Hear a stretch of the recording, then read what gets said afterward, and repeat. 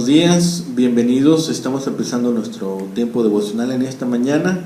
El día de hoy estamos en nuestro devocional número 54 y tiene el título de Socorro de los enemigos. Socorro de los enemigos. Vamos a leer nuestro texto en esta mañana. Es el Salmo 54 para empezar nuestro tiempo devocional. Dice la palabra de Dios: Oh Dios, sálvame por tu nombre y con tu poder defiéndeme. Oh Dios, oye mi oración, escucha las razones de mi boca, porque extraños se han levantado contra mí y hombres violentos buscan mi vida. No han puesto a Dios delante de sí. He aquí, Dios es el que me ayuda. El Señor está con los que sostienen mi vida. Él devolverá el mal a mis enemigos. Córtalos por tu verdad. Voluntariamente sacrificaré a ti, alabaré tu nombre, oh Jehová, porque es bueno, porque Él me ha librado de toda angustia y mis ojos han visto la ruina de mis enemigos. Bien, el día de hoy estamos revisando este salmo y es un salmo de lamentación en la cual la respuesta a la oración se manifiesta antes del fin del poema. La respuesta a la oración puede haber venido a través de un profeta, a través de un sacerdote, alguien que estaba al servicio de Dios. Y el salmista sabía que estaba siendo respondido e inmediatamente trató de dar a conocer la misericordia de Dios. El Salmo 54 es otro de los salmos en el cual David indica con el título la situación específica que da origen al poema. El pueblo del desierto había informado 2 veces a Saúl que David estaba oculto en su región. La molestia de David es comprensible hasta el punto de vista de los Zif, que eran este pueblo que estaba en el desierto, que anunciaba que se estaba escondiendo en esa zona. Sus actos estaban justificados. Después de todo, Saúl era el rey y David era un fugitivo. La estructura del poema nos remite a un llamado pidiendo la ayuda de Dios en medio de la persecución de muchos enemigos y también una declaración de que Dios es el que sustenta a David y por eso da un voto de alabanza. El Salmo 54 ha sido comentado que tiene cierta relación con el Salmo 52. La ocasión que menciona el Salmo es justamente esta persecución que hizo Saúl sobre David. Y David ora ahora por la salvación de estos enemigos y expresa su confianza en que esta salvación vendrá de la mano de Dios. El Salmo 54 es un clamor de una persona que atraviesa por una crisis y que se allega o que llega delante de Dios para presentar su causa. El salmista está particularmente interesado en recibir el auxilio divino para ser liberado de la violencia, los ataques y la persecución de sus enemigos. La oración incluye peticiones básicas y fundamentales que revelan la urgencia del clamor, que ponen claramente de manifiesto el estado anímico del poeta. Escribe: sálvame, defiéndeme, oye y escucha. Las peticiones constituyen un magnífico ejemplo de las súplicas individuales, pues son fórmulas que se repiten de cierta forma en el libro de los Salmos. Además, el poema contiene al menos los elementos básicos de este tipo de oración con súplica: el lamento, la confesión de fe, la esperanza y la petición. El contexto del Salmo nos muestra que es una persona humilde y necesitada que se siente amenazada y angustiada por enemigos violentos y se presenta delante del templo para suplicar a Dios su intervención salvadora. Posiblemente esta oración también fuera utilizada por el rey en tiempos de crisis nacional, en tiempos donde fuesen amenazados por enemigos. El salmista es una persona fiel que reconoce la capacidad divina para responder su clamor y librarle de enemigos. La estructura del Salmo nos muestra este incidente en la vida de David, posiblemente,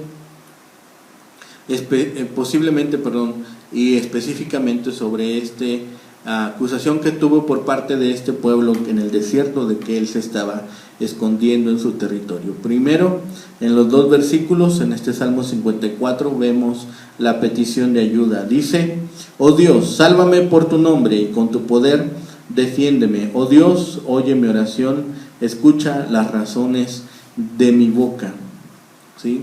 Al comienzo, este salmo manifiesta la angustia y el sentido de persecución del poeta.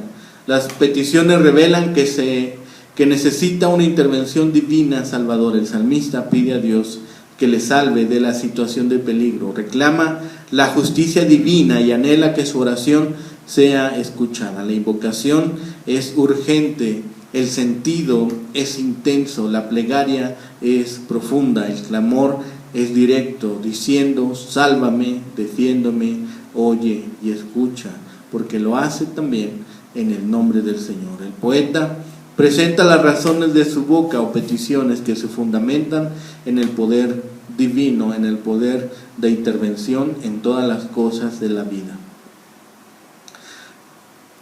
Hay una indicación que el salmista invoca el nombre divino para poner de manifiesto sus virtudes y sus capacidades liberadoras. Como hemos dicho, el nombre de Dios no es solamente una referencia a su identificación, es la representación misma de la esencia, presencia y poder.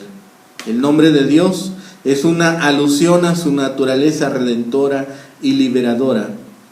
Por tanto, podemos pensar que el poeta invoca el nombre divino y sustenta su plegaria en esa convicción.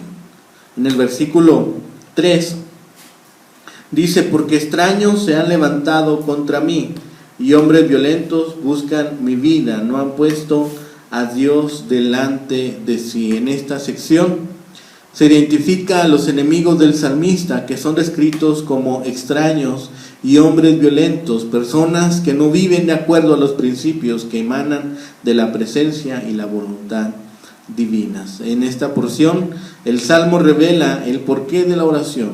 Gente soberbia, hostil y despiadada amenazan la vida del salmista. En cuanto a estos extraños, se puede aludir que son personas extranjeras y puede ser la pista que nos ayude a identificar el poema como una plegaria que realmente se ejecutó. Esta referencia puede ser interpretada como una alusión a que el adorador está en el exilio, en medio de pueblos desconocidos. Si la expresión fuese metafórica, entonces describe la actitud de algunas personas en la comunidad israelita que se confabulaban para perseguir al salmista y desear su mal. Esas personas, en cualquiera de los casos, no respetan la voluntad divina ni aceptan las implicaciones redentoras de su manifestación histórica. Para el versículos 4 y 5 dice: he aquí, Dios es el que me ayuda, el Señor está con los que sostienen mi vida. Él devolverá el mal a mis enemigos, córtalos por tu verdad. El salmista responde con seguridad a la descripción de sus enemigos. Es el Señor quien le ayuda, quien sostiene su vida y devolverá el mal a sus enemigos. La esperanza del poeta está en el Señor, que interviene para defenderlo y apoyarlo en el momento oportuno. El salmista proclama su confianza en Dios. Su auxilio viene del Señor y está seguro de ello. Hay confianza en que así ha de suceder. Una vez más, el salmista expresa su confianza en la intervención divina por medio de su plegaria, ya que ésta se orienta en contra de sus enemigos. La súplica es tajante: córtalos por tu verdad. Esta petición solicita la destrucción total de sus adversarios y enemigos y se vuelve la fuente de esperanza para el salmista. El auxilio divino se manifiesta en la destrucción de sus perseguidores, que es una manera concreta de demostrar liberación. Este clamor Más que un deseo de venganza, revela el deseo intenso del salmista, la implantación de la justicia de Dios en la existencia de estos hombres malvados. Para el versículo 6 y 7 dice: voluntariamente sacrificaré a ti, alabaré tu nombre, oh Jehová, porque es bueno, porque Él me ha librado de toda angustia y mis ojos han visto la ruina de mis enemigos. La sección final del Salmo concluye la oración con varias expresiones de gratitud y alabanza y articula un voto de seguridad y esperanza. El poema presupone que el salmista ya ha sido liberado de sus enemigos y del peligro en que se encontraba, y ahora se ha percatado de la derrota de sus perseguidores. Esa seguridad del salmista se fundamenta principalmente en la bondad del Señor y en su poder liberador. El poeta alaba el nombre divino y ofrece sacrificios voluntariamente al Señor porque lo ha librado de toda angustia y le ha permitido ver la destrucción de sus enemigos. El poeta culmina con una declaración de fe y seguridad. El salmo termina con una palabra de gratitud y reconocimiento. Una lectura de este salmo revela dos formas del nombre divino. Alude en primer lugar a Dios y también presenta a Yahvé o Jehová. Además, en el desarrollo del poema se enfatiza la importancia del nombre divino y se afirma que es bueno. Esas referencias relacionan el Salmo con el Dios de la liberación de Egipto, que es una fuente de identidad, seguridad y esperanza para el pueblo de Israel. Desde esta perspectiva, el salmista clama al Dios del Éxodo, que tiene la capacidad de escuchar el clamor de su pueblo y descender a liberarlos. La bondad del nombre de Dios es sinónimo de su presencia y su esencia, es su virtud liberadora. Las oraciones que hace el salmista dentro del Salmo presentan el deseo de destrucción total de los enemigos, aunque no puede sonar bien a los oídos cristianos posmodernos de nuestra actualidad, deben ser entendidas en el contexto del salmista. Esas expresiones revelan sus sentimientos de frustración y sus anhelos de ser reivindicado. Desde la perspectiva cristiana actual podemos entender esos sentimientos, aunque no los propiciamos, pues el poder del perdón es mucho mayor que el del resentimiento y la revancha. En el fuego del clamor del salmista se revela también el deseo de justicia que tenía el poeta en cuanto a estas oraciones imprecatorias con la cual las iglesias pueden identificarse. Ese clamor de lo que pide es que Dios no se detenga hasta que haya hecho justicia al salmista, que se siente amenazado y que haya retribuido adecuadamente a quienes maquinaron el mal en contra suya. En el ministerio de Jesucristo, las súplicas juegan un papel primordial. Respondió a los clamores de personas en necesidad, de aquellos hombres y mujeres enfermos, de aquellos hombres que estaban endemoniados, e imploró a Dios en muchas ocasiones de necesidad. En su estilo de vida, de acuerdo con las narraciones en los evangelios, puso en práctica estas enseñanzas que están descritas en el Salmo. Imploró a Dios en la angustia, reconoció la presencia hostil de los enemigos que deseaban su mal e implantó la justicia, y bendijo al Señor por haber respondido a su clamor. Y aunque este salmo es una súplica individual, un clamor de un hombre que está siendo perseguido, no hay alguna buena razón para negar el origen del título. Pero igualmente el lenguaje del salmo es aplicable a cualquier situación de persecución. En el Salmo 52, David fue traicionado por un hombre y aquí es rechazado por gente de su propia tribu. En este caso, Saúl casi lo tiene atrapado y la salvación vino por la invasión de un pueblo enemigo que obligó a Saúl a abandonar la persecución. El Salmo nos presenta la estructura de las súplicas individuales Y como hemos visto, es esta misma súplica que Jesús utilizó en su ministerio aquí en la tierra.